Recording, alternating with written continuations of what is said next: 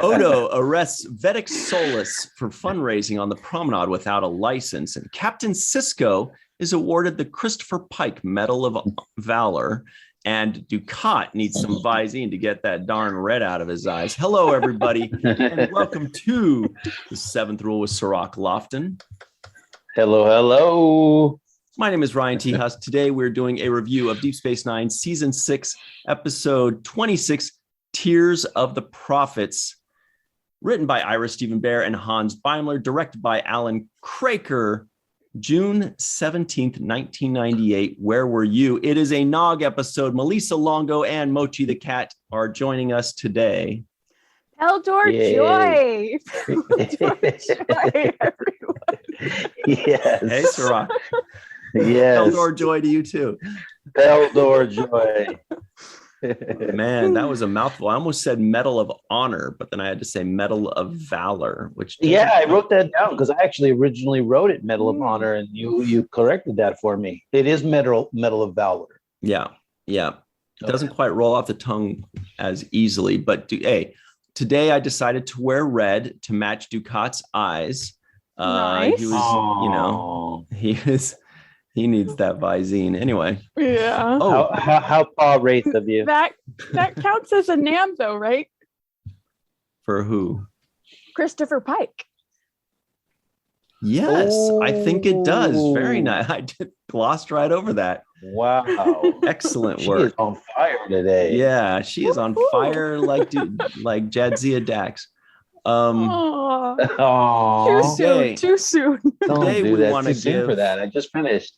Today, we want to give a very special thanks to our friend, Thorsten Reichelt. I believe he's out in Germany, right. So let's see if I'm pronouncing that correctly. Thorsten Reichelt. Or Reichelt. I don't know. But thanks very much, Thorsten. This is a great episode for you to choose. Let's have some fun and talk about it. Cirroc, were you destroyed at the end there? Yeah, a little bit. I wasn't expecting it.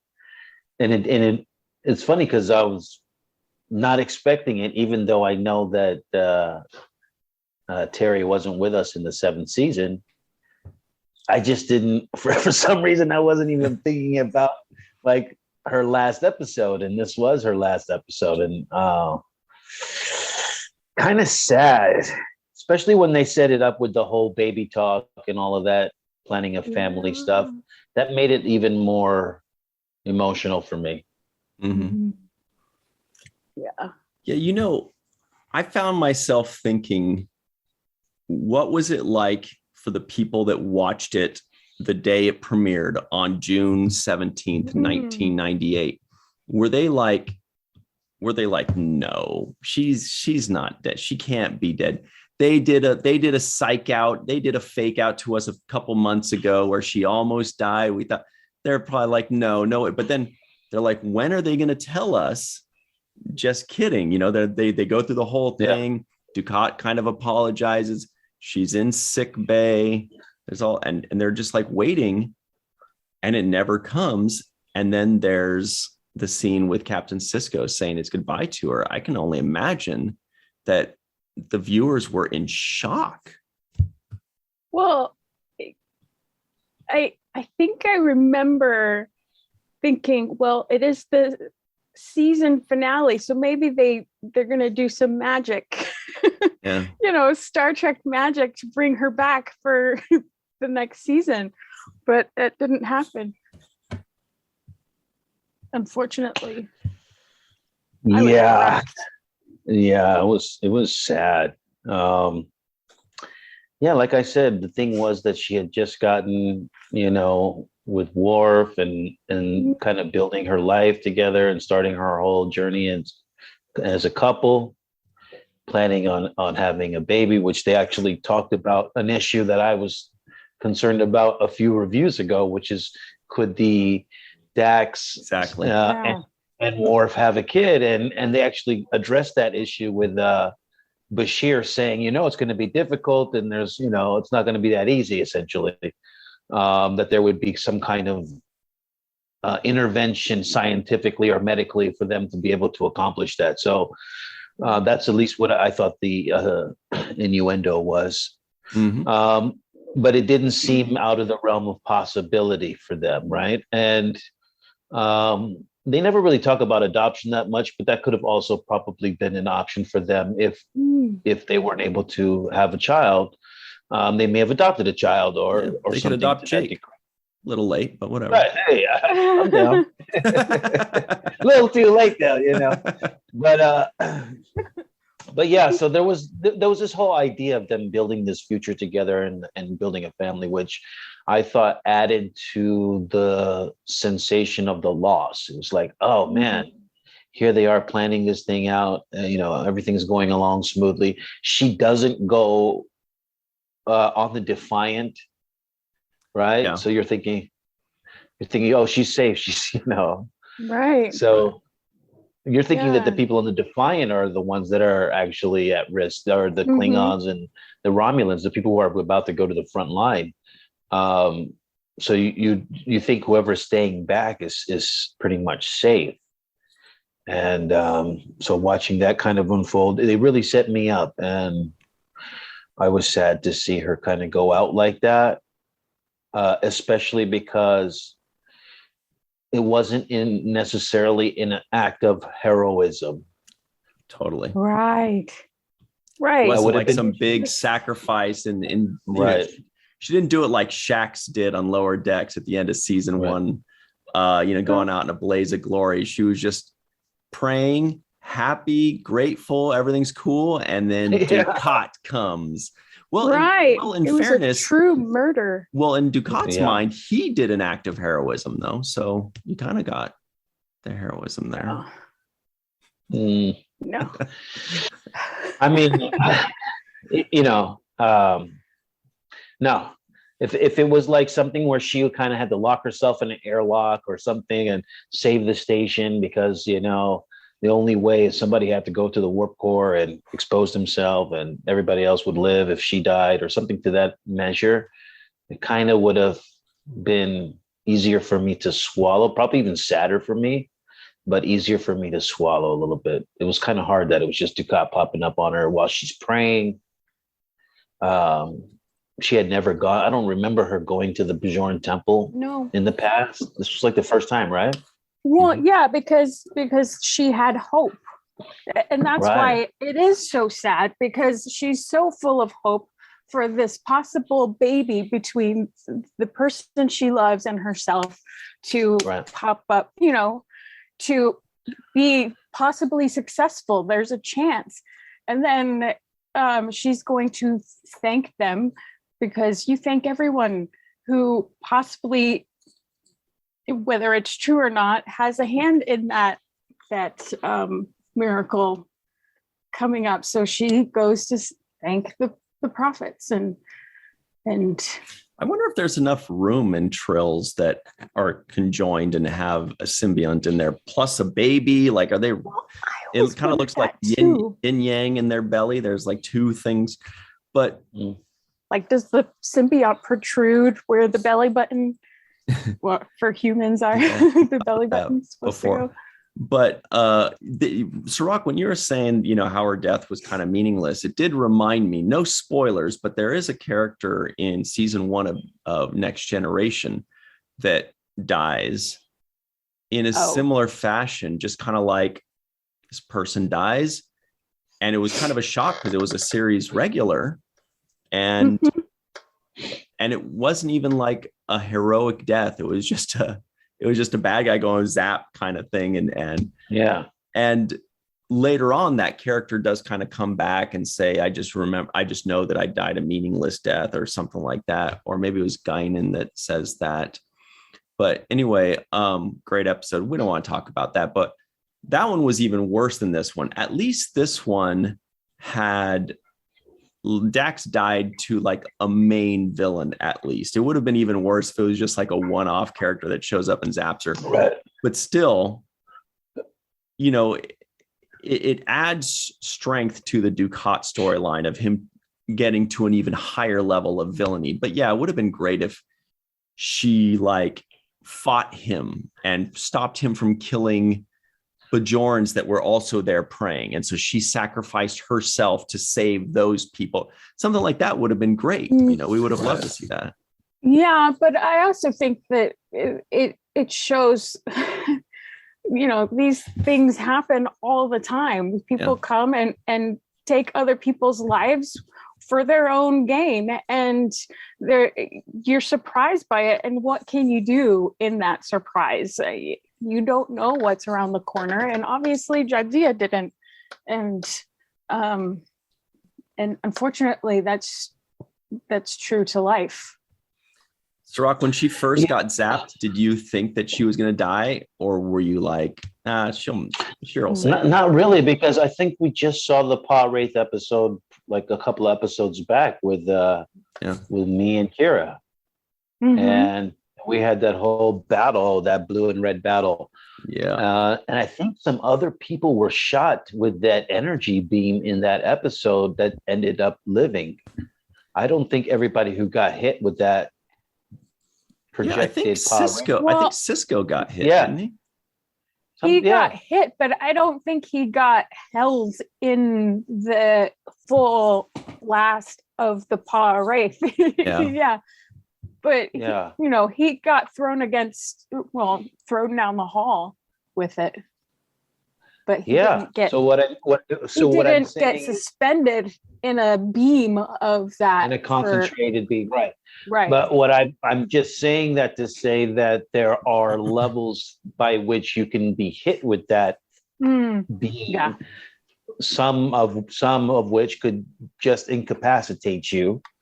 So, for example, if Dukat only hit her with a concentrated blast like it was in the episode we saw, she would have been thrown back into the wall and knocked unconscious and still been alive.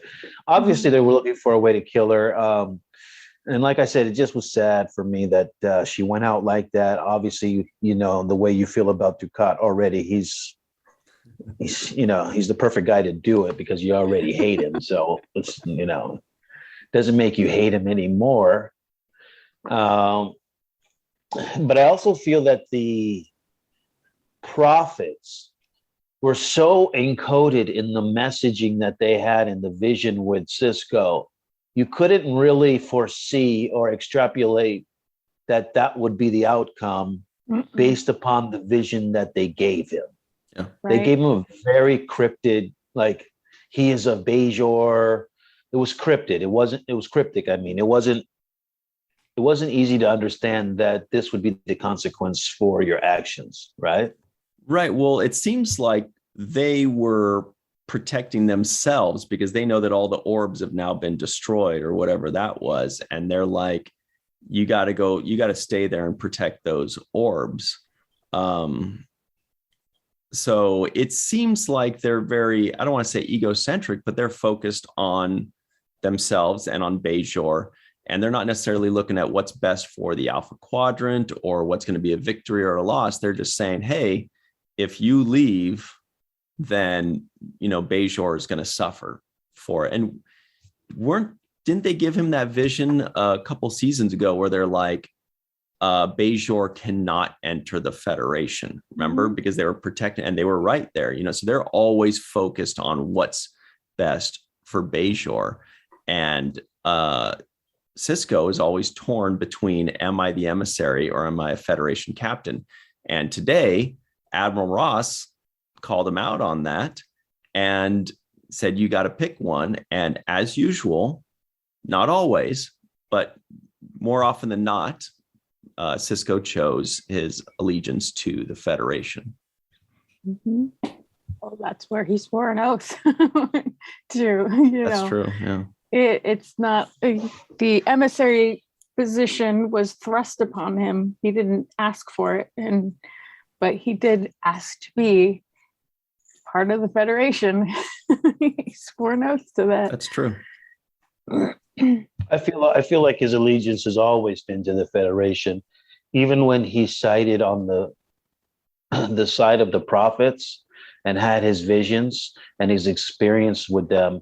When he comes out of it, he's basically telling everybody, trust me, I'm going this way, but he's only working in the best interest of the Federation. He's like, this is what's going to be best for the Federation or Bajor, and us going forward. So part of me thinks his allegiance is always to the Federation. Even when he's in that state of vision, he's trying to ask questions that would help him, solve problems as a captain. Mm-hmm. So all of it is kind of motivated and centrally about him in this, in what we would deem as reality, right? He spends 99.9% of his time as a captain in this kind of reality, and like that 1.1% is in this vision state where he's able to communicate with the gods and whatnot. So I would say all of his motivation is to benefit Starfleet, benefit the Federation, make the best moves for for peace and prosperity within Bajor and the whole quadrant. Which makes sense because it's easier to trust the thing that you've known and been invested in your entire life than it is to trust something that is completely alien, and that level of trust in the prophets has to be earned and developed and grow. And I think it has to a point, but there's, you still fall back on the same old, even if that same old isn't the best option for you. Mm-hmm. Well, I'm thinking about like the position that he's put in, that he's constantly forced to choose between the two. And just imagine where you're like, you have to choose between this duty and the thing that you didn't choose, the emissary, right? Mm-hmm. But you have millions or billions of people counting on you, these lives, even if you never chose for them to count on you, they are. And so he's constantly needing to figure out how to juggle his responsibilities that he chose with the responsibilities he didn't choose. And, that's why he's like, well, let's see, if I can save 1 million lives on one hand, and I just get a reprimand on the other hand, maybe I'll do it this time. You know what I mean? Like, yeah, he constantly has to, take the lesser of two evils. And it's just such a difficult position to be in. And, even though he never chose to be the emissary, it's still this enormous responsibility to where like he cares about they're still living beings, and he's constantly being forced to make these tough decisions. Which shows what an amazing character, what amazing standards Sisko has, because he is always grappling what is better for the many, what is going to hurt fewer people. And he's open to receiving the messages from the prophets, which not everyone would be, which may be why he was chosen to be the emissary, because his mind is open to other sentient beings, even though those don't come in solid form. I don't know. I think about the gospel and like religion in general, and when you have people that are leaders in religious sectors, they could say anything. And what I mean by that is it's not just about the words that you say, it's about the actions that you take and who you really are as a person. So if you are really a person that doesn't take advantage of people or helps people, and that's kind, that will reflect in your actions, regardless of what your words are. Your words, I'm the greatest of all time, I never sin, I'm the greatest, I do all this for the homeless and charity, but if your words, if your actions speak like that, and we can see you in moments when you think nobody's looking and you're, buying coffee for a homeless guy or doing this and doing that, when you think nobody's looking, then that shows a different kind of action. And to me, that's the reason why they chose Sisko, not because of his words and his diplomacy, but because of they have faith in him taking the right actions when the moment counts. Mm-hmm. Flying into the wormhole and facing all those Dominion ships And really, yeah, it's just basically telling them to, lock your weapons and fire on 1,000 ships. Yeah. It's like it's a suicide run, but Yeah. he's rolling the dice based on whatever instinct that he has as a human being, whatever that gut feeling that he has, and he rides it. He rolls the dice on that gut feeling. Even in this case, his gut feeling was, this is not a good idea for me to leave, but he still rolled the dice and said, all right, well, I'm going to leave. Right. And he'll take that chance. You never know which way it'll go, but he'll take a chance either way. And he has a gut kind of instinct, even to leave at the end of this episode where he's like, all right, I'm leaving. That was another gut moment feeling for him, right? Yeah. It's interesting because he doesn't lead with the notion, it's you don't see it on him immediately that he's kind of a man that follows faith, that follows gut, that follows instinct. He seems like somebody that's kind of tough and calculated and all that. But the more you get to know him, the more you realize like he definitely has to, because he's torn in so many ways that when there's no right answer, you kind of have to just say, okay, well, what's my conscience telling me? What's, where am I getting pulled? Because he never has any right answers a lot of times, and he has to just kind of go with his gut like that. And I like that he ended up leaving at the end. I would have liked to see Worf also leaving. Like, I would have liked to see just one scene where he just kind of grabs a bag and just goes off somewhere to find himself or to go be with the Klingons or something, because then that would have just really set Deep Space Nine into turmoil, where one person dies, two others leave, Sisko and Jake. Worf goes off in this direction. And it's just kind of like it would have left everybody at the end of season 6 on the original viewing thinking like, whoa. I was What thinking happened? something similar to that when I was watching it last night. And I was like, wow, I'm surprised Worf didn't leave too. Mm-hmm. You would think that he might, just because, I don't know, that, he would be in the same position as Sisko was in the beginning of Deep Space Nine in the very first episode. That's right. Maybe he's going to finally join the Nyberide Alliance, which he mentioned at the beginning of season 4 when he's like, Chief, I'm going to join the Nyberide Alliance. And he's like, that's a long way away, Worf, or whatever the heck he says.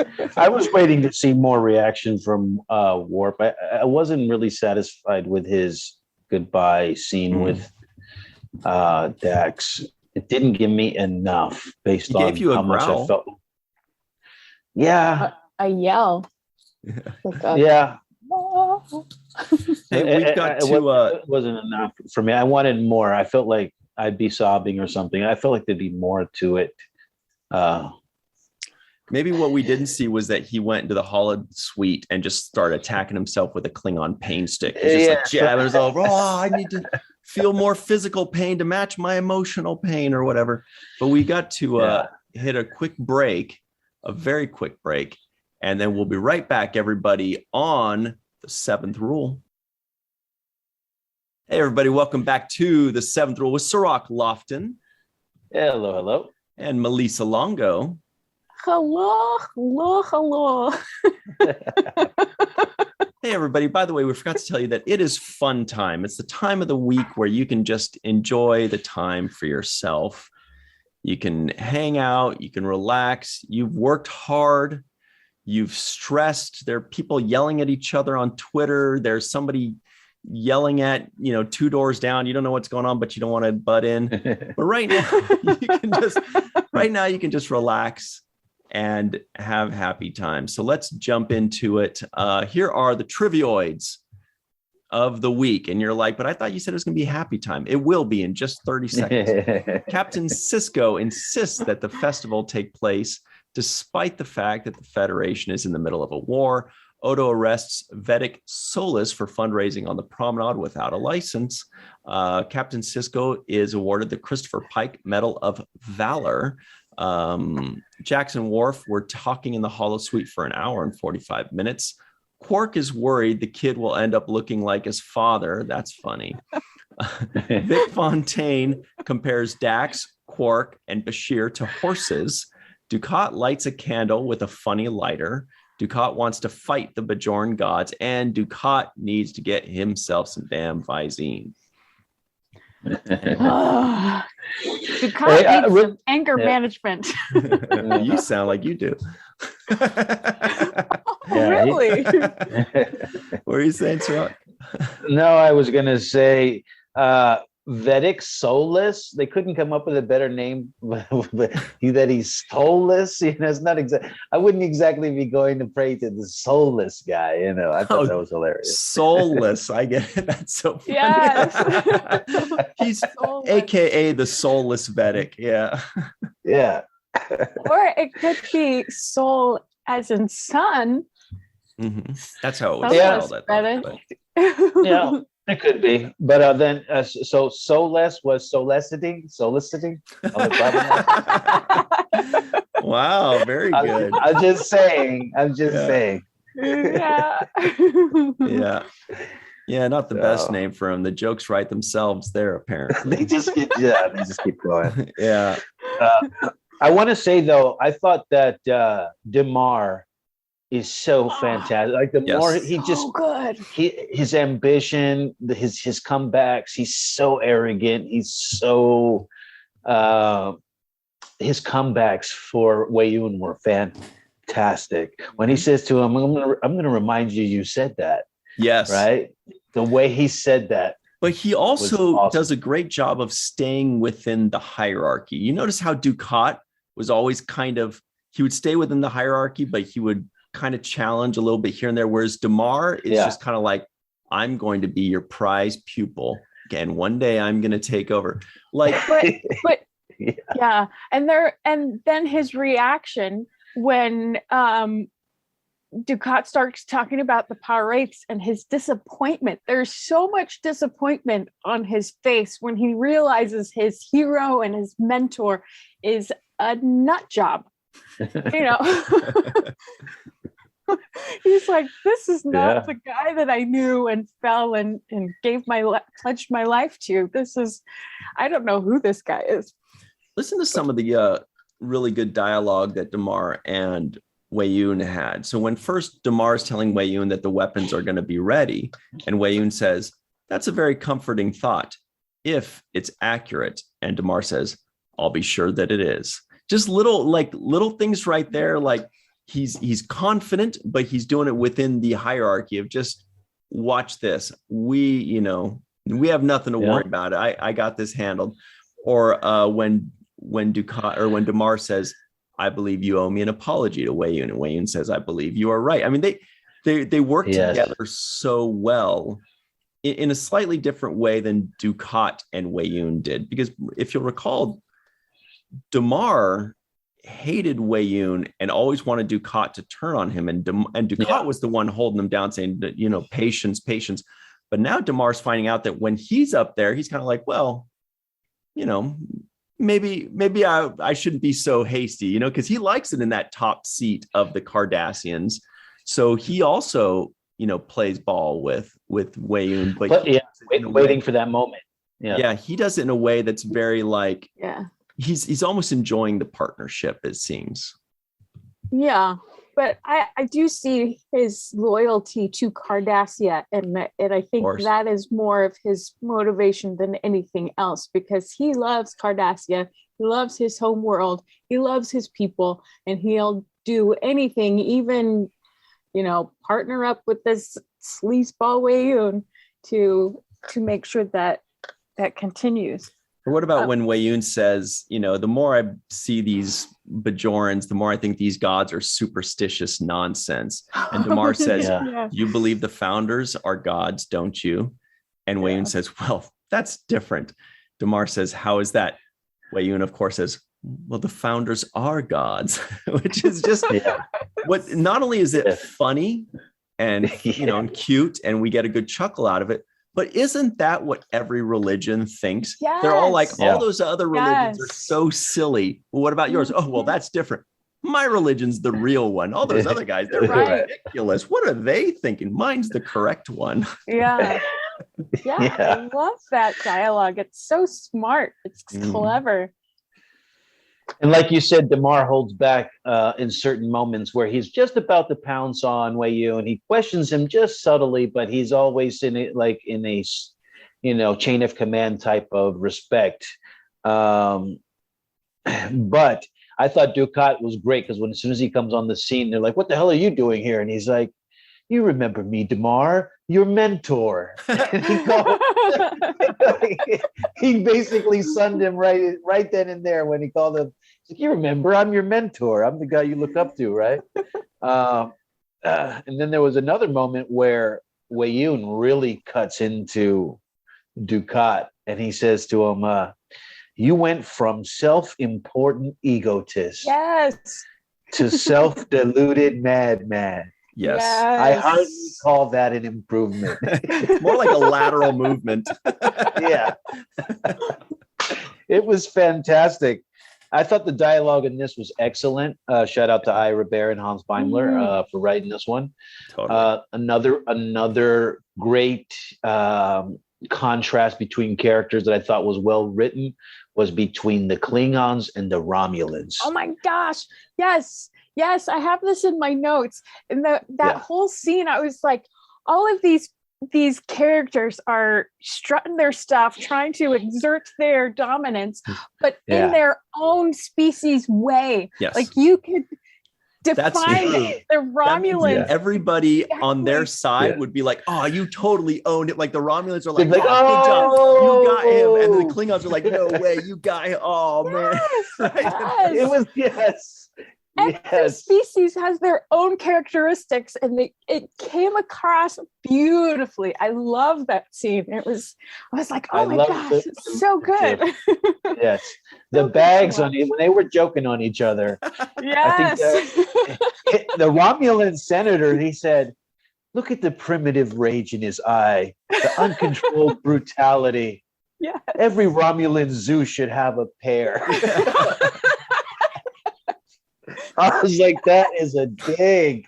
Wow. Oh, beautiful writing. Yes. I was thinking, what do they call that in Klingon? Like we say a dig or clowning on them or dogging them or whatever. Back in the day, they say capping on. Like, what do the Klingons say? Are they like, "Oh, you really patalked him," or you're patalking him? Yeah. What are you patalking about?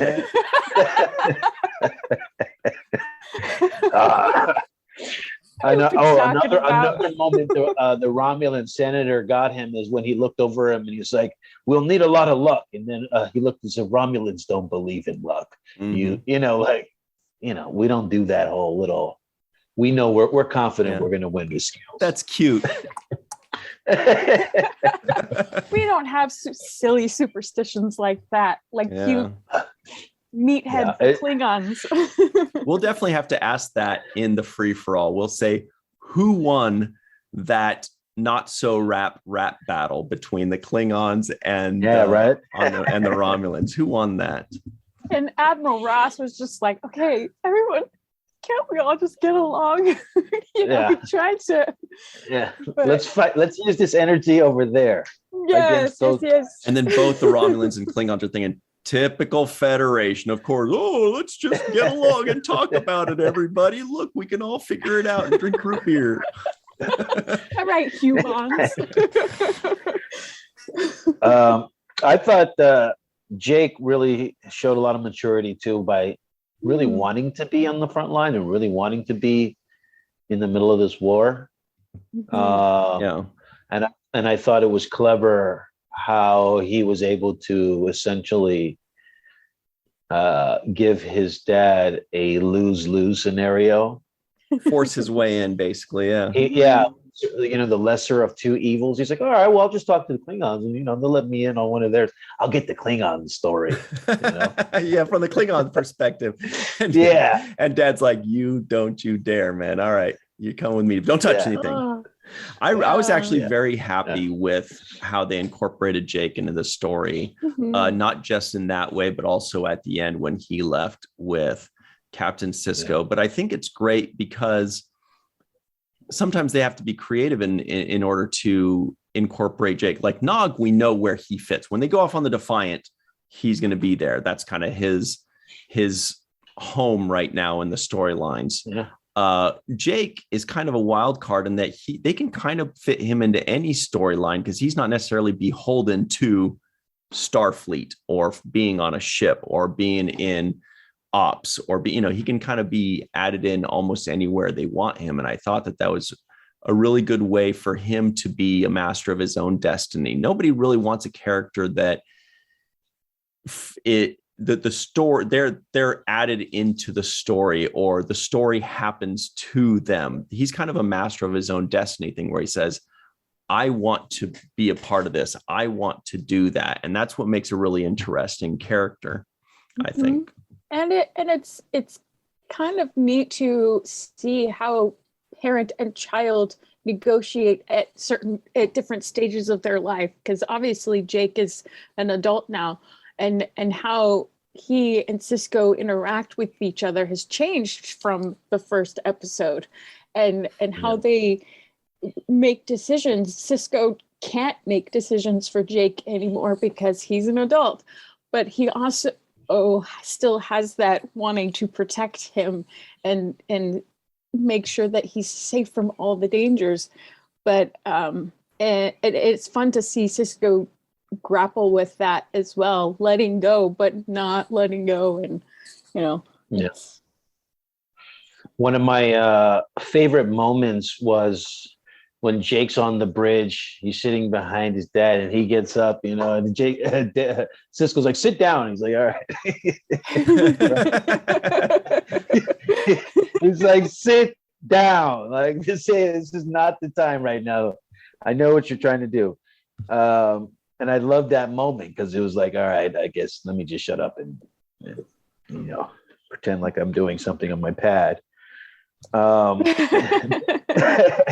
I definitely like that.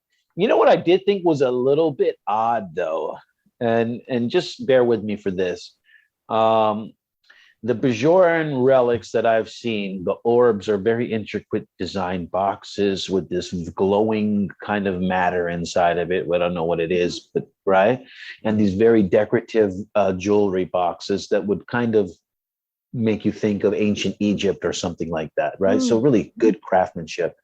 And then Ducat pulls out this wooden carved statue that looks like a 5-year-old made it.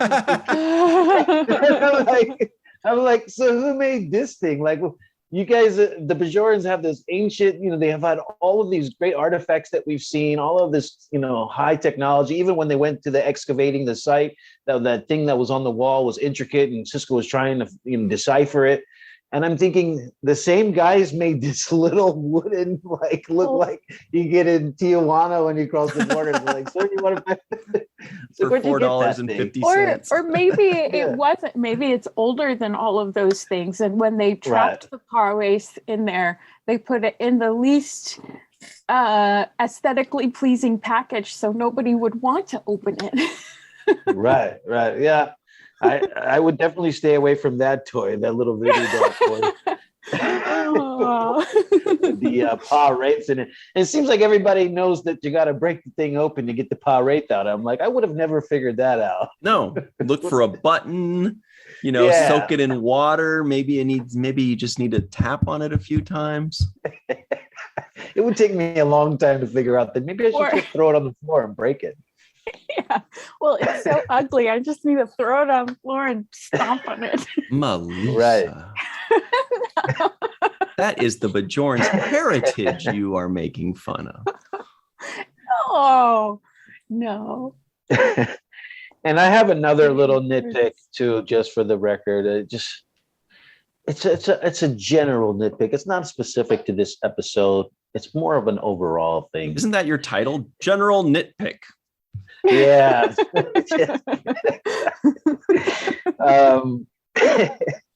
But the thing that I was like, wait a minute. So this episode ends and Jake and his dad go back to Earth. And it basically ends that he's, you see Sisko in the back peeling these potatoes, right? And I'm thinking, so Picard comes from this French winery, this chateau, this beautiful, wealthy, opulent background.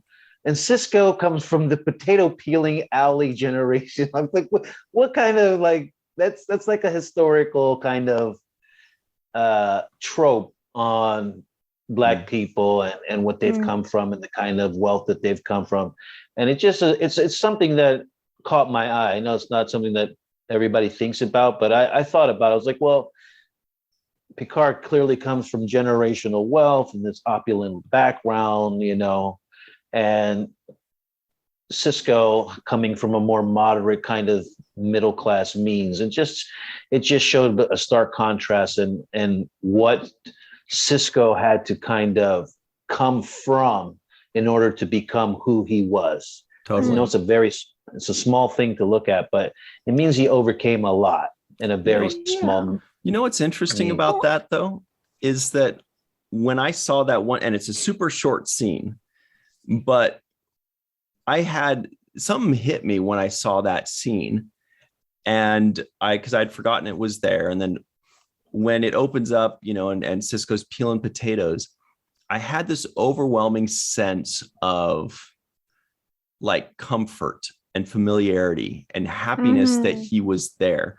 And I don't get that feeling when, you know, I'm watching Star Trek Picard and I see Picard visiting the chateau, or when in Brothers, Next Generation episode, is it called Brothers? It's something like the fifth season or something. He goes back and I didn't really get that feeling then. And then same thing in All Good Things, the final episode of Next Generation, he goes there again.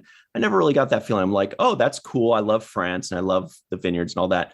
But when I see Sisko back home with his dad in that restaurant, it's a much different feeling. Like for me, I get like this happiness and this home feeling. Like I feel like I'm back home. And I don't know, for me, I just like it. It just hits in a different way. And it's much more charming and much more familial to me. Yeah, it feels more comfortable. Like he has a sense of safety and calm in that place. And I think he was washing rocks, not peeling potatoes. But I hope he wasn't washing rocks. Poor guy's like, when you're done kicking rocks, go ahead and wash them up. Because of the way they made the sound when he plunked the other one in the water, I think he was not peeling potatoes. But no, it might have been scrubbing clams or that something could have like been it. That could have been it. Yeah. Good point. It's probably that. Yeah. But it does feel like he was coming to a home, a place where he had invested so much of himself and his life, and a place that shaped him, you know. But this time in the Federation, there is no wealth, so I don't get, because there's no money, right? Yeah, but that's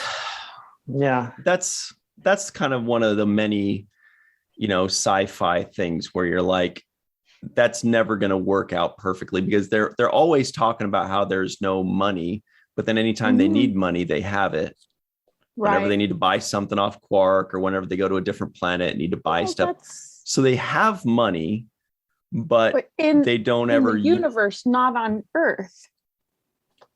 Right. But then, you know, and this is a whole different topic, but if you think about it, okay, let's say that the Federation does not use money amongst themselves. Like when, you know, some guy at the restaurant is not paying for this or that. Okay, what about countries? Okay, are countries paying? Theoretically, no. What about different planets within the Federation? Theoretically, no. Okay.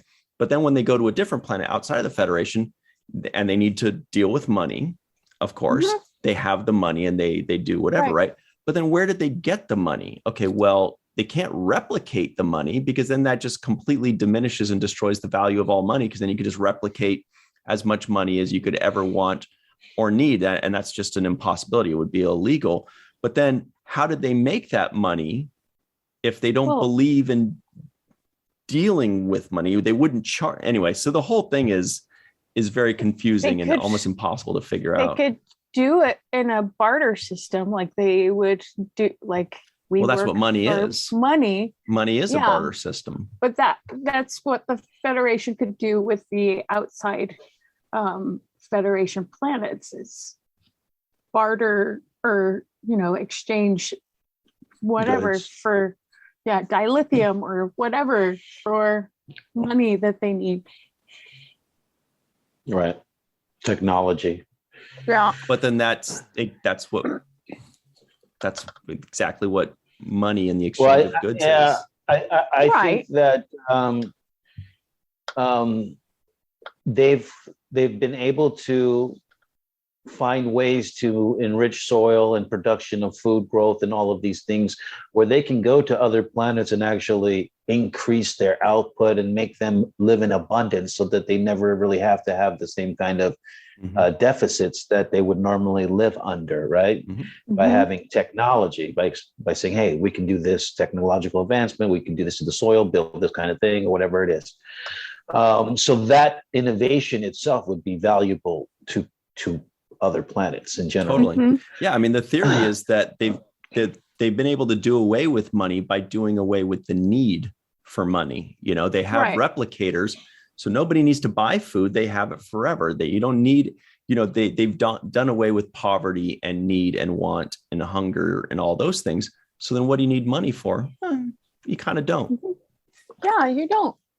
At least not on Earth. But back to the point that I was making about Sisko at the end, and I do understand what you're saying about the familiarity of it, and it did feel like a warm place for him to go, like it was a place where he was welcome. And it is also the more common experience. So there are more people on this planet that can relate to a middle-class lifestyle, you know, than there are that can relate to living in coming back to my castle. I'm just gonna welcome to my chateau. I'm gonna go back up to Fresno to my castle real quick for the weekend, guys. Don't wait up. Exactly. So there's more people that can relate to that, and it's a more personable lifestyle. You know, when you have maids and rooms that you don't even know what's going on in, then it's a different lifestyle. It's not personable. It's not tight knit. It doesn't have that same familial kind of feeling to it, where people are going through the same struggles together in a enclosed space. You know, that's one of the things that bonds us, is being close together in space, and also having that familial bond with each other. You know, that's why a lot of kids grew up, you know, two kids in a bedroom, or, you know, sharing a room with your sibling or things like that. That's a common thing. Yeah. And that kind of closeness makes you feel tighter, because you guys are, you know, there's nowhere to go. You guys know everything about each other. Yeah. Well, and I love that they've shown that Joseph Sisko has created this kind of atmosphere with his love of food and love of feeding people and sharing that community and that bond and connection with others through their bellies, which is a great way to go. Well, yeah, I mean, look no further than Joseph Sisko for the reason that we all feel that feeling when they're back at that restaurant. Not only that, you know, he started the restaurant, but also he embodies that kind of feeling. Like, you're not just going home to a building, you're going home to Joseph Sisko, which is just like one of the most underrated characters in the history of Star Trek, I think. You know, he's only in a few episodes, but there's just this feeling that you get from Brock Peters, you know, the way he acts it, the energy that he has, the history he has as a person and actor even before Star Trek, and the way the writers write him, you know, and I think at least half of the reason we feel that way when we see him back there is because we're like, oh, we're back with Grandpa. You know what I mean? Yes. I want him to be my grandpa, and I want to go to Sisko's. Keep me in and you could see, and Sisko is actually meditating when he's doing that labor in the alley there. That's a form of meditation for him, whatever that is. He must have been doing that for years. He remembers that as a kid, maybe, but it's just like, it's something that gets him in a space where he can kind of be free to think and clear his head. That's why Jake's like, hey, Grandpa wants to know when you're coming in. He's like, I'll be in a minute. I like being out here, just kind of thinking about my life and about the friendship I had with Dax, about this Dominion War. What do I have to lose? What do I have to gain? And are they going to bring us back for season 7? So he was thinking about those things. You know, what's funny is that you said Grandpa wants you back in, and I just heard Grandpa won when you said that. And the timing couldn't be more perfect, because we are going to go to our free-for-all in just a minute. But before we do, we want to give a very special thanks to Grandpa One, aka Tim Baum, Homer Frizzell in Walter Koenig's former apartment building up in New York, Dr. Marie Segal, Leave England out in Wales, Yvette Blackmon-Tom, Carmen, aka Skillet, TJ Jackson-Bey out in Missouri, Bill Victor Arucan,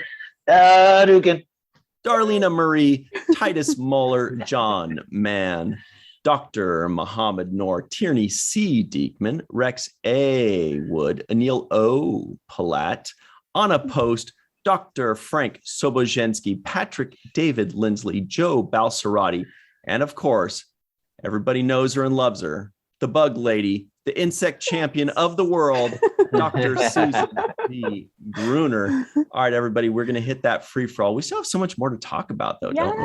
I just want to talk about Joseph Sisko all day. Hello, another Nam. Yeah. All right, everybody. We will. I was going to save that for the free for all, but I'm sorry. No, that we were talking about him this whole time, so it's okay. It's already been. Sorry to ruin it. We'll see you on the other side on the free for all. Stick around. What's up, everybody? This is Seventh Rule Podcast. We're joined by our host Ryan T. Husk in the house. We've also got Malíssa Longo. Anna Post. Nice.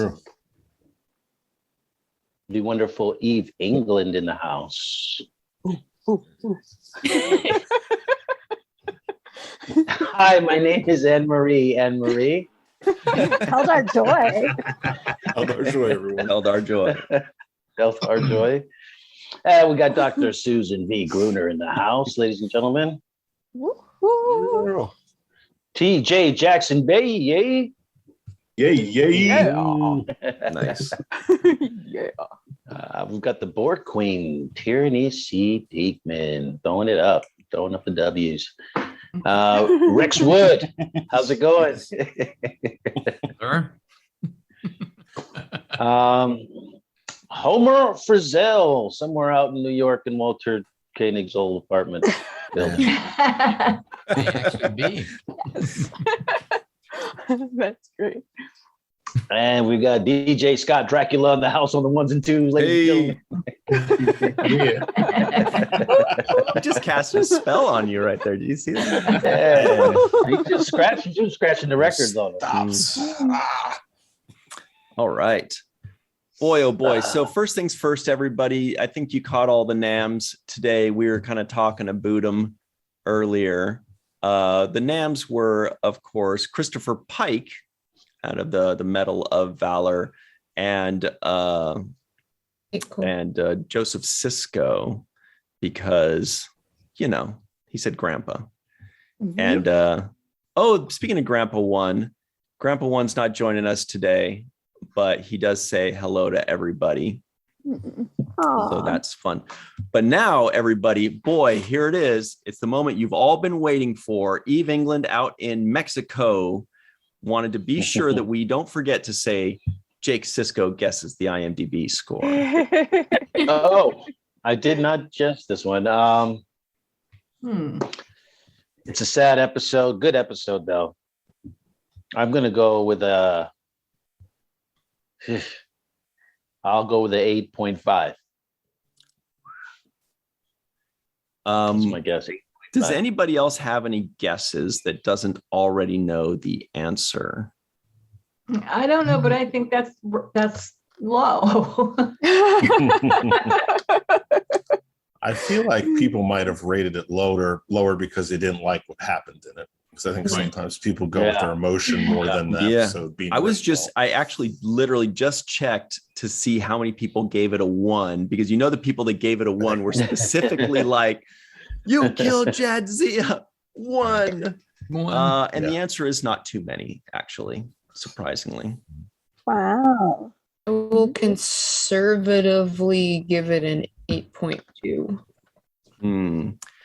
Tierney's starting to show that she's checking ahead of time by getting it right on the money 2 weeks in a row. No! Ew. She's like, that was 1,000% a guess. So was last week. No way. Yeah. Yep. 8. Clean up on that double. I'm not guessing next week. I'm not. No. Pretty good. Yeah, I think that's pretty fair. Not too many people gave it 1s. Because I did worry about that too. Wondering if people just rage 1'd it like people do with new Star Trek series. Rage. Rage 1. What a great idea you just gave me. You look at the new Star Trek series, and it's like half of them are 10s and half of them are 1s. Like nobody thinks it's a 7 or 8 or 5. They're just like, it's either the greatest thing ever or the worst thing ever, and that's all there is to it. Yeah, Extremes. Yeah. Anyway, on a post. Wait, time out. There was a NAM I think we didn't mention, and it was Keiko. Oh, I missed that. I said did it mention. Okay. Missed that. I'm sorry. I withdraw my timeout. No. We missed it in the discussion. When was she mentioned? In the hallway when they're getting on the ship, O'Brien tells Dax to look in on Keiko and the kid. I think that was the only NAM. Did he say Keiko and the kids? So the kids get a NAM too. Yep. Boy, NAMs for everybody. I rarely pay attention to NAMs, and that was the first time I think I was like, oh, there's this NAM here. Yeah, I caught that one. I remembered. I Christopher Pike too, but I didn't note it as a NAM in my head. I didn't know. Yeah, me either. Same thing. Same here. I sit at the top as a trivioid, and I still didn't connect it until Malíssa said it. Though. I have a question too.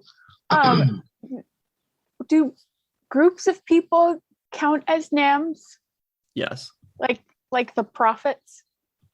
Oh. Although they show because then they're them, like the Dominion, the themselves. Federation. Yeah. I have a NAM in there that we haven't said yet. Oh. And that is Ducat's daughter.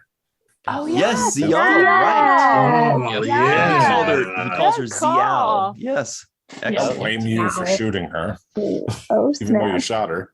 But Yeah. Blame me. bonjour. Been Wait, a different is that spot. wait, how does he say that? He says Bejor. Bejor. Most of them say Bejor. He says Bejor, and Picard says Bejor. Bonjour. Bonjour. Oh, okay, yeah. Yeah. Wow, good knowledge, guys. Good knowledge. On a post, have you seen this episode recently?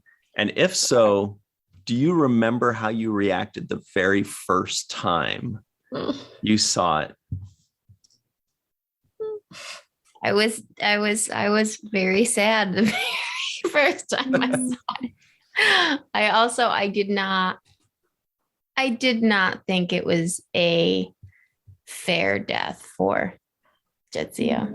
I mean, if you have to kill a character that is so loved, don't do it in a like cop out way. Like it wasn't like, I don't know. There were just much better ways for her to have died, especially for someone who had such a warrior's heart, just like being surprised in a temple. I don't know. It wasn't fair. Yeah. How'd you feel about the episode as a whole? I think it's a good episode. I like the turnarounds and Ducat. I just wanted him to die. What? It's awful, but I'm like, how is he like keep coming back? Like, why do people give him so many like? It's like I don't know, bad penny, I guess. Always tempted. But what does Cassidy have to do with this? Okay, very good. Oh, there's Thank Oh. you. Get it? Caught that. Thank Very you. nice. Very nice. Thank you. Check her out, June 2nd. Isn't that when the Orville premieres? I think Oh, so. okay. yeah, something like that. Boy, that silence was very deafening. Be more specific. Yeah, you gotta work Stuff like for she these a said. little bit. Well, Tierney C. Dieckmann, Oh God. how did you feel about this episode? Did you love it? Did you hate it? Did you cry with Worf? I cried a lot. A lot. And for a lot of reasons over many years and for many reasons and more lately for lots of other reasons. I'm already starting. I've got like 4 screens in front of me now. I think, and I apologize to her if she's in the live chat when this comes up, or her or him or any gender identity between or beyond. To she exec, I think is the chat name that comes up, but I'm not sure if the spelling is correct. But they had mentioned at a previous recording, they asked how many notes I had for something, and I was like, I don't know, like 6 pages. But I've got so many for this because I wasn't sure where to go with it, with thoughts, because I'd gotten to a point through watch throughs that the actual death scene for Jadzia, which is crap, that they could have done so much better. And if I won't go through it, but anybody could go and look through Memory Alpha.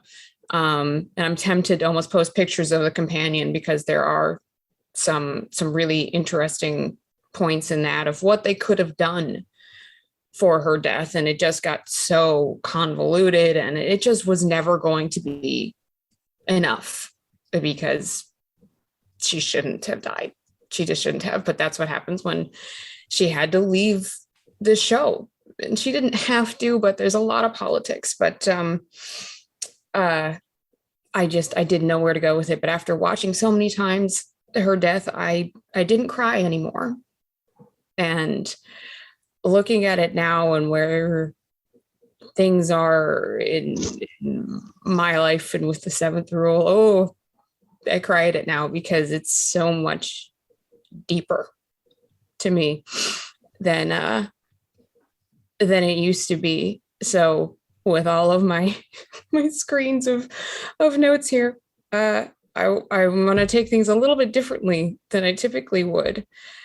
And I had gone back and watched my very first episode of 7th Rule, which was You Are Cordially Invited. Or Nice. Jadzia's wedding.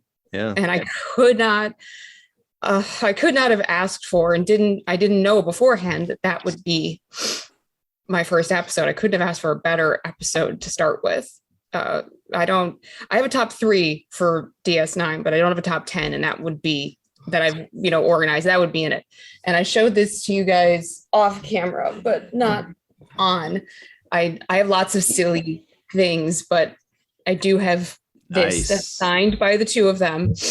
Was a random eBay auction that I picked up. It was like, I have to have this. It's so silly. And they signed it, and I think I have more wedding pictures of Star Trek characters in the house than my own. But I went back and I watched that episode. I must have seen it several times with that interview, because he interviewed Terry Farrell, which is amazing. And she's incredible. And for anybody that's watching this, if you haven't gone back and seen that episode, go back and watch it. It's she's so good. And obviously everybody's human, but she is so human and relatable and honest and explains the struggles.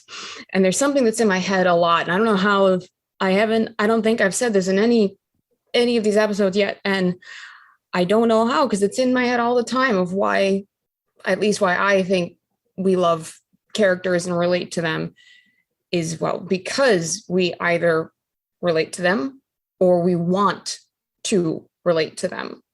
And for someone like Jadzia's character, at least when I first really started rewatching these as I was growing up and getting older, I wanted to relate to her. She was outgoing and brilliant and courageous and beautiful, and she had the warrior's heart through the Klingon side, and all of these things I felt that I wasn't. And Terry says this, and Cirroc, you point out something in that interview that I had forgotten, a line that she says. I love the favorite lines that you pick out of in the wedding episode. I don't beg. And it's great because Terry points out that we've all felt that in real life, that you want to beg to be accepted. And we do. We want to beg. And she points it out too, as a woman, it's hard to be accepted. And Cirroc, you go into some incredible points of being accepted as a minority. And I don't have that experience. And just all of these things culminate into Star Trek. And I think I'm a little dried up now, but I've never felt this before. And this is what this episode does for me now, is I could go into every page. There was a screen there of notes, of nitpicks, and there's plenty, but that's not what it is for me now. It's much more important. And I wish we had her for the last season. I really do. But I mean, my God, I adore Debor, or repronounce her last name. I really do. Debor, yeah. Yeah, God, I related to Ezri's, 20 personalities all over the place. I do, but right. But it's become that much more important to me because of you guys, because of everything you, Cirroc, Ryan, Malíssa, everything you guys put into this, and everybody in the chat, yeah, and the community, and everybody who was at the convention. You were amazing. She let me stay with her for 2 nights, so I didn't have to do all the driving, and well, I couldn't drive, so all the transportation back to the suburbs. And thank you. I've never felt connected to a community that isn't just not toxic, but poison control ever. In over 30 years of living, this is what this has done for me. And Terry, go back and watch. You were cordially invited of 7th Row. Go back and watch the episode and listen to Terry and know that what she's gone through. I know there's a lot more to that story. There's a lot more. And I kind of wish that I knew, but I obviously will respect that privacy for her. But it's heartbreaking hearing her, but it's also really refreshing to know that she found her voice, I think, is something that she says in that interview too. And It's great. It's great. So thank you guys. Yeah, thank you. We've been Thank very you. fortunate with this community, right, Cirroc? Absolutely. That's what it's about. Yeah. That's probably the best thing though, is when people go into the live chat and they're just like, whoa, everybody here's like super nice. Am I in the Twilight Zone? What's going on? Why is everybody so nice? Is this a trick? What's going on? And everybody's saying hi to each other. Yep. And they're friendly and they're funnier than we are, jerks. And Nobody's funny. we're just really fortunate for all of you here right now, and all the people in the live chat and all the people that make the comments that they do. Everybody's so supportive, not just with us, but with each other. I mean, that's the most rewarding thing, is seeing everybody being supportive with each other. That's gold. That's platinum. Yes. Well, Dr. Marie Segal, how are you? Do you have anything to add about this episode, or about how incredible the live chat is? By the way, you've been so active in the live chat. We have you to thank for that live chat being so friendly and supportive. And we actually hold the Guinness Book of World Records for the most exclamation points in a live chat because of you. Oh, that's so nice. Oh, I'm happy to do my part. I really love this episode. I mean, first of all, it's still shocking on TV when someone dies, even in the era like post Game of Thrones. So to do this in the 90s was just like so amazing. And, you know, like anyway, that she died would have been awful. So, I mean, it's not the best, but I do love the setup of, oh my gosh, it's just heartbreaking because every time I watch it, I fall for like getting so excited about Orphan Dex trying to have a baby and how happy they look. And it's just, oh my God, what a dagger. But yeah, I love everything. I mean, I love everything about all these episodes, but I don't consider it work. Yeah, no, he does not. Oh my God. Also, I love it at the beginning how like, dude, everybody needs to like quit spying on everyone's hollow sweet times. It's so creepy. Like, keep that She said, you've been in there for... Yeah. It's so gross. Dude, Bashir, she's married, dude. Seriously. Also, like Quark. I mean, Bashir maybe a little, he's delusional, but like Quark, dude, like there's no way you work in a bar and you're so like used to human and like Quark's got a better shot than Bashir does. No way. I mean, with me, with all of the tango playing, I'm just like, there's no way you think that's spent together in the bar. Yeah. So and crazy. she, you know, and she dated Captain Baudet for a little while. So, you know, that's true. Not about looks. She's like she's pretty far gone. In bumpy heads, transparent heads. I don't care. Big lobes. Who cares? Yeah, but I mean, like Bashir, I expect it because he's so like not in tune with the world, and he like thinks every single signal is a possibility. I'm like, Quark, man, you're still like hung up on her. Yeah, I love it all. So good. Well, Dr. Oh, and also I wanted to say too, like if like Sisko starts getting these, I mean, what are they called? Like visits by the prophets. Like, first of all, I don't get like, does he blank out for the same amount of real time? Well, I know that they're not linear, but like, is it just like instantly? So do people know or not? Like, if he's that's a good question. I think there. it is in an instant because usually when he comes out of it, they all seem to go like, what's wrong? He doesn't wake up in a hospital bed because 5 minutes have gone by. Because he fell down the stairs. I wonder if he has like a glazed look for long enough for people to notice, like for a few seconds, or if they can't tell, but he just like then snaps back and isn't paying attention. I don't know. But if I was anybody working with him, I'd be like, I don't want this dude as my captain. Like, what if we're in battle and he just like gets disoriented, and that can happen any second. And you know, whenever he gets a prophet visit, it's never the only one for the episode. So like, I probably would have asked Dax to just be the captain. Yeah, but I'd probably just ask Dax to be the captain and keep him home.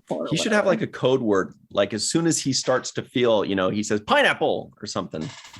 I never know. And then they know to take over. And then they know to take over often enough for him to be axed out of the cactus. I'm like, yeah, no, but just if it happens once, it's kind of like if you have if you like pass out, you need to have like, or I don't know, they're not going to send you to do something really important like the next day. Maybe send them on an away mission or whatever. I thought Kira reacted quickly though in that moment. Like, they all she's did.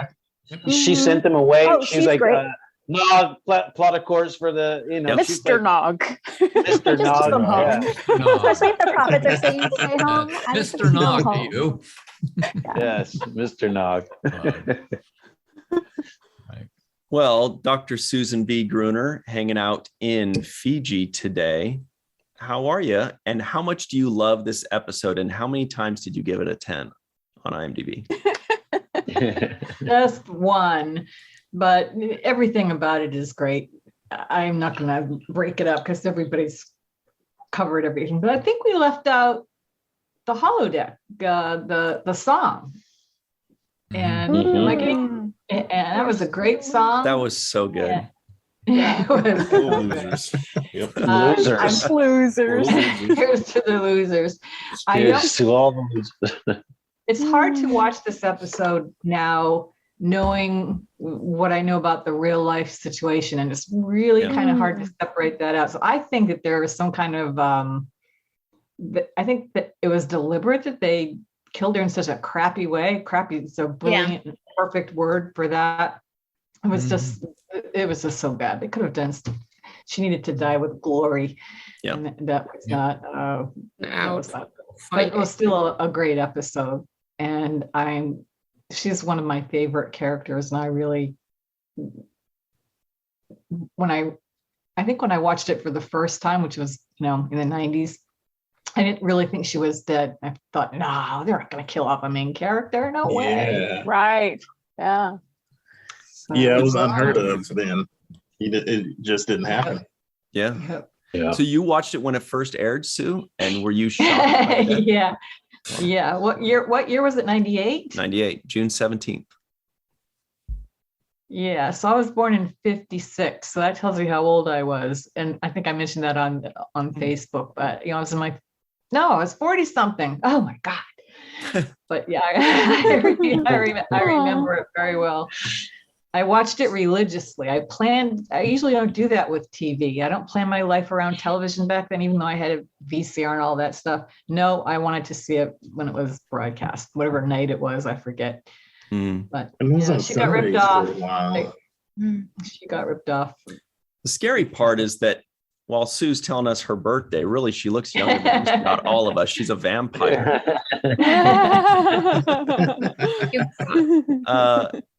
Good bug juice. Eve England, good bug juice caterpillars are the best for keeping your skin glowing. Eve England out in Mexico. How are you today? And how much do you love this episode? Yeah, I just watched it just now and I'd forgotten how jam-packed it was and how many different things were going on. And I kept thinking, how are they going? I said, I'm sure this is the one where Jadzia dies, but there seemed so much else going on. I was then sort of thinking I'd got it wrong. And I thought, no, it must be this one. Let's just, keep on. I mean, it's weird. I hate the fact that she dies. And I agree that, in the context of Star Trek, it is a crappy death. Yes. However, when you know what comes next, then I really like Ezri. And also, I think I've now become a bit conditioned to these pointless deaths from things like Game of Thrones. So I think, in reality, if this was being made now, in some respects, you think, okay, well, sometimes it almost makes it more tragic that she does have this exactly pointless. And and I fully appreciate, and I appreciate that more this time watching it in that context. I think having been used to get some of the people who died again, why was this character even in it, and they've just been killed off in that pointless way and they haven't even resolved their story. So I think I found it much more emotional then, but then I was just really glad that she did have the opportunity to say goodbye to Wolf and Julian and everyone at the end. So I found that actually more emotional in that respect, even though but for a slightly different reason and emphasis. And then what I particularly liked about the episode, apart from the really great song with Vic and the Losers, but what I really loved was the because the continuity of that was really good. I just love the fact that we've had this sort of Quark and Bashir wallowing in self-pity for so many episodes. And I love that continuity that we have in DS9. There's something almost relatively small and, innocuous really in the grand scheme of the story. But what I really loved about this was the Sisko scene with Dax at the end with the coffin. And the way it was shot, when you just had the camera just spinning around and tracking him around the coffin, and you just sort of felt you really in his head at that moment. And then right at the end, when he's scrubbing the clams or whatever, he's at the end, and you sort of look, you look from the top, and I was like, that's when you sort of feel he's got the whole weight of the galaxy, the quadrant, whatever, on his shoulders at that moment, looking down, and he just doesn't know what to do, and he has to be in that sort of mindful moment of brushing those clams because he just does not know what to do. And I found that to me, that was the most powerful part of actually this episode, not actually Dax, weirdly, which I wasn't expecting because I'd forgotten what happens with Sisko. And when we hear that he's taking the baseball, and it's just so hopeless, the whole thing. And I just felt at the end, I was like, oh my God, this is just awful. And I was like, how can we finish this episode now without a resolution to what's happened? And that's what got me actually, in terms of where I thought, oh God, I could actually cry now. That was really sort of quite emotional for me. So that was my favorite part of the episode. Good stuff. Definitely very Game of Thrones. I made a note of that, where like Game of Thrones loves to, like, right, the episode where they're going to kill somebody, right before that is they give that person a win, like something joyful, something good. And you're like, wow. And then you're like, wait a second. If this person finally stopped their struggle and something good's about to happen, that means they're about to die. And then, Star Trek, the original Game of Thrones. Out in TV has Missouri. made an area of success. How much do you love this episode? TJ, right? Oh, me. Sorry. Hi, my name is not Anne Marie, is what it says on your face. Okay. I enjoyed this episode. I picked up quite a lot of things from it, more than I normally do on a rewatch. One of the things I picked up is during the battle, it was Garrick was the one that kind of made the discovery of, what was going on with these weapons platforms. And, it got me thinking maybe Cardassians are actually really good at science. Because I remember in an episode before, they had these 3 Cardassian scientists that were coming to do something with the wormhole. But then they had that, prophecy thing with the 3 Vipers. And even on Voyager, Seska was a science officer, or masquerading as one anyway, but she could pull it off because obviously she knew enough science to be able to fool the crew long enough before we found out she's a Cardassian. So maybe Cardassians are really good at science. I made a note about Vic's song too. The Captain Pike Award. So I didn't note that as a NAM, but what I did note is how much more meaningful, that was, hearing about that award now that we've actually seen some more of Captain Pike on Discovery and pretty soon on his own show. So that hearing Captain Sisko receive that reward actually meant a lot more for me when I watched it this time. Like, okay, I know who I knew who Captain Pike was, but like now I know Captain Pike and I like Captain Pike. And so I'm glad that he got that award. One of the things I was pretty disappointed with was Admiral Ross kind of making Captain Sisko make this choice between being a Starfleet captain and the emissary. And I think the defense has been made before, like, okay, you may not see them as prophets, or you may not be fully getting down with this, but don't forget that they're the ones that are stopping the Dominion from coming through the wormhole. So you might want to give them a little space. And if they say don't go, we maybe ought to at least try to see what they're talking about. But they don't have that conversation. He just, hey, look, tell me now, are you with it or are you not? And so I was kind of disappointed that he took that position and that was the outcome. But Such is life. Especially since they made a whole fleet of Jem'Hadar disappear entirely. Ships and all Why did the disappear. Federation not take the prophet seriously by now? I have those notes in big caps. Why can't he both be the emissary and a star captain? You don't have to think they're gods. You don't have to worship them, but they've proven themselves time and time again. They know what the hell they're talking about. There are at least some beings that have done this thing. Like, okay, give them some credit for that. There were 100 or 200 ships that were going on that mission, the Klingon, the Romulan, and the Federation. So, one guy missing wouldn't have made the difference to me. Like, Sisko could have sat that one out. There was enough. I think so. As a matter of fact, the end result proves that they were able to get the job done without him. This goes beyond listening to that little voice in your head saying, "Yeah, maybe you shouldn't." This is the This is they have proven themselves. Yeah, but the prophets weren't exactly clear about what would happen. They spoke in this very vague kind of riddle thing. It was like he kept asking what's going to happen to Bayshore, and but the writers had to kind of leave it vague at that point too. They did. I think in a not a TV show, then he probably would have just gotten a runabout and flew into the wormhole and be like, "Look, guys, what's up?" like this is a pretty crucial moment in history. Like you need to be clear and not this riddle stuff. Good point. Maybe that's TJ. the only way they know how to communicate. I thought that too. That's exactly one of the thoughts I had is like they always are like in these riddles, but maybe that's just because we just watched Discovery with this completely different species that they had a hard time communicating with. And so maybe it's that kind of situation where they're not exactly fully sure how to communicate and they're just doing their best. Like Darmok and Jalad. At Tanagra? Hey. No, a different one. Speaking of Tanagra, their walls fell in this episode. Yes. Well, mistake.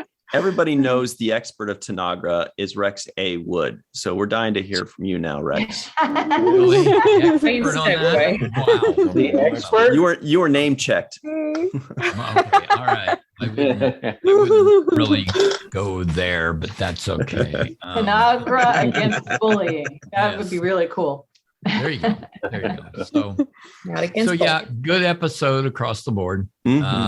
Lots of good stuff in it. Whenever we get some Vic, we get some singing, we get stuff going on there. Always love the line at the end when they're leaving about, you guys are depressing the band, so please leave. That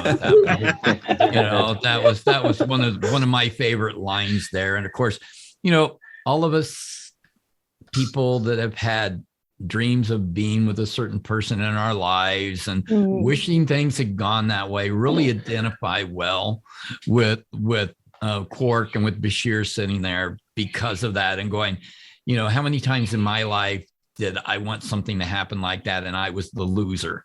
Those kind of things. So you can kind of sometimes identify definitely with that, especially if you've had those romances that didn't work out so well. I think the battle that Sisko had to have between being the emissary and being a Starfleet officer was really rough. And I agree with TJ that he probably shouldn't have had that put in front of him. But as a Starfleet officer, he knew that he had to be there. He was the one that had the plan. He was the one that they came up to and said, "Hey, we need you." So he was very pulled back and forth. And being a Starfleet officer, I think in his mind, he said, that has to come first. I have to do that. They are relying on me, even though, everything else was pulling him away from it.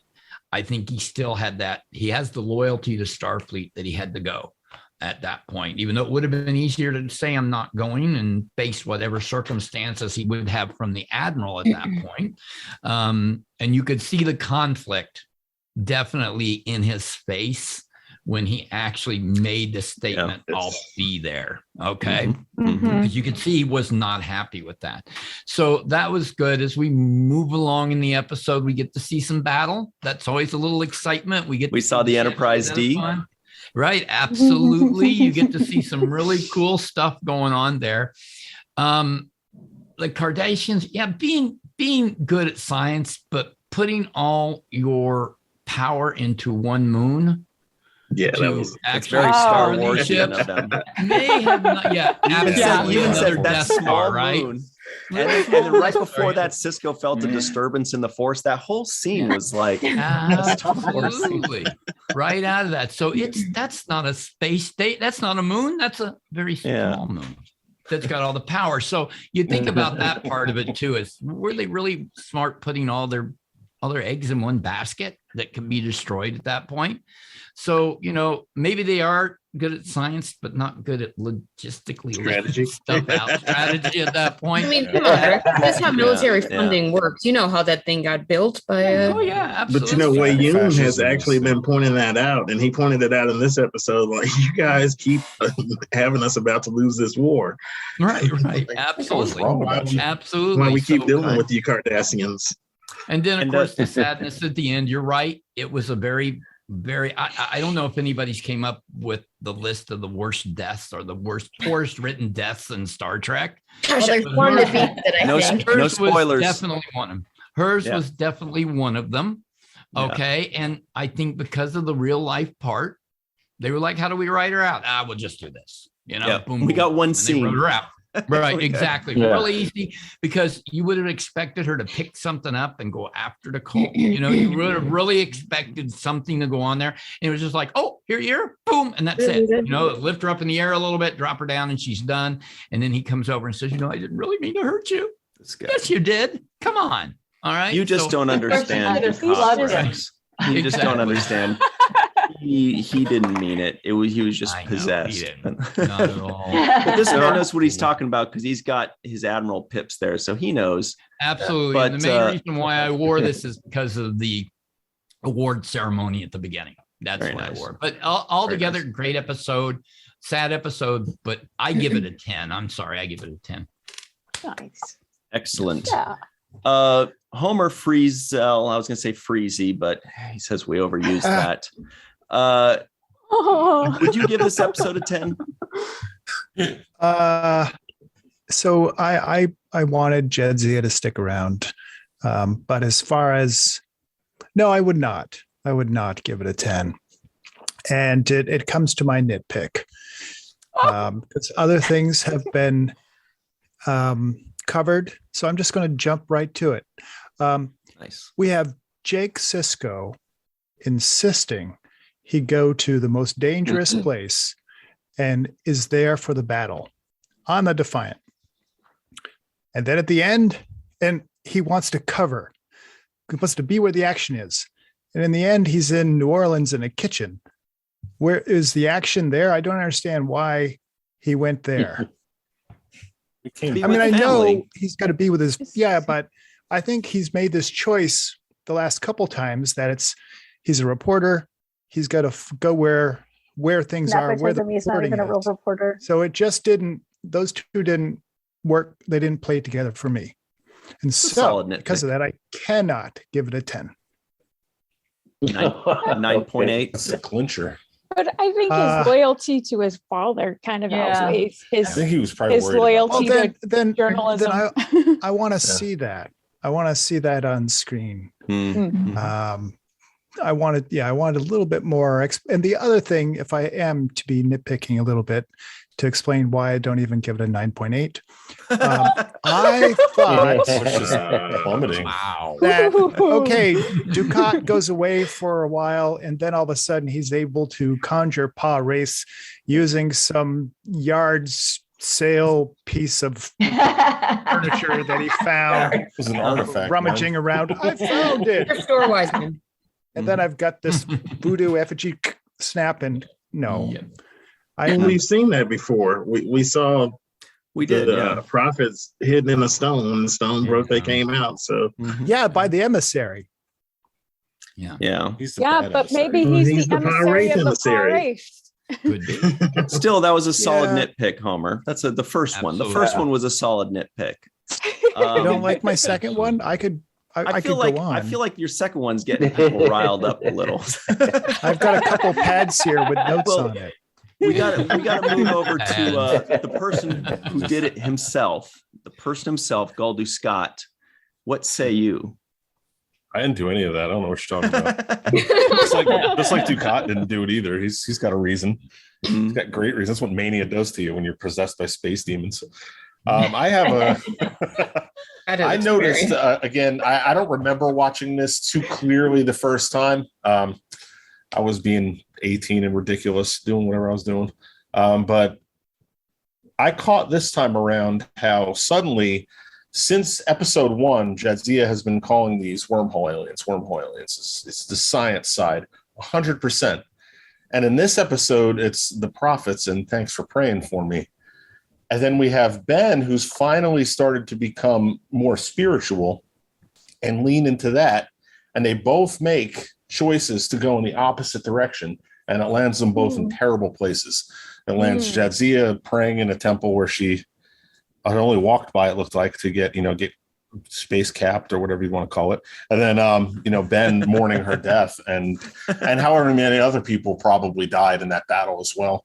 And I thought that it was really cool. And it was very, there's a lot of ideas about when you hit some kind of trauma like that, like one of his best friends dying, and that is to go back to your roots. And I am 100% for the idea of Ben saying, let's go back home. Let's go back to New Orleans, where I grew up, where my father is, where our family is, where we've got roots, because you've got to get back. You got to pull into that and you got to find your core again. And we see, no spoilers for the next episode, but might be where he should have been. But my last part was I had a question for Cirroc. I loved the scene in the beginning where Kira and Ben are walking and talking about the festival, and he is just like living life to play with those kids. He is having so much fun doing that. And I wanted to know if that was kind of like, it's a little bit of Avery peeking through too, because we've heard, how cool he was with you. So I was wondering if that was just a little bit of him there with that laughter and messing with him and stuff like that. Yeah, you picked up on something that I noticed myself. Just when he interacts with children, he becomes very free, and he's almost enters into their world of childness. So he's very good at that, and that's Avery the person, Avery the father that you get to see in that very glimpse with those kids. That's how he is around kids. He's like a really good parent or just person who's around children. He's playful. Child whisperer. Yeah. It's empathy for sure. It's massive empathy. Yeah. I like the way they have him as an alpha male, and yet he's touchy-feely, and I mean that in a good way. Yeah. Like the way he caressed Jadzia's cheek after she died. I thought that was a very powerful. Absolutely. Such a I simple have thing, thought but for so just a powerful. second that Worf would be like, dude, I'm praying over her. And like it did some weird Klingon custom where you're like, you're not supposed to touch the dead while we pray over there or something. Go make the tea. Yeah, go make red leaf tea. Well, once you let out that howl, the spirit's gone. Yeah, they're gone. Yeah. It's going to Stovacor. Yeah, they don't care about the body after that. We do have to run, everybody, but this is an episode we could talk about way longer. So keep up the conversation in the comments below, everybody. That's what we're trying to say. Thank you to Malíssa and Anne-Marie, Anna. I almost said Anne, but everybody at home, it's Anna, not Anna. Anna. Tierney, Eve, Sue. Hi, my name is not Anne-Marie, aka TJ Jackson-Bey, Rex, Scott, and Homer. We will see you all next time. And until then, always remember the 7th rule.